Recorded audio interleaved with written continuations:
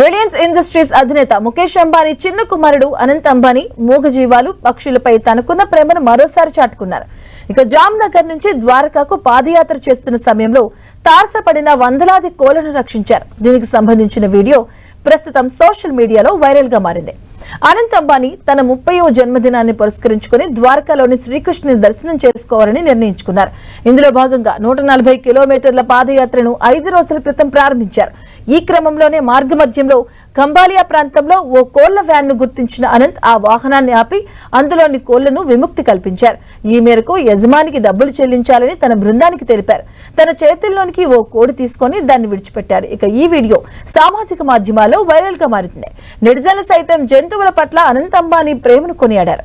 అనంత్ అంబానీ మార్చి 28న జామ్నగర్ లోని మోతీఘాట్ నుంచి తన పాదయాత్ర ప్రారంభించారు. ఏప్రిల్ 10న ద్వారకా చేరుకుని తన 30వ పుట్టినరోజు వేడుక చేసుకోవాలని ప్లాన్ చేస్తున్నట్టు తెలిపారు. ఇక సాధారణ ప్రజలకు అసౌకర్యం కలగకుండా ఉండేందుకు రాత్రిపూట ఈ పాదయాత్ర చేస్తున్నారు.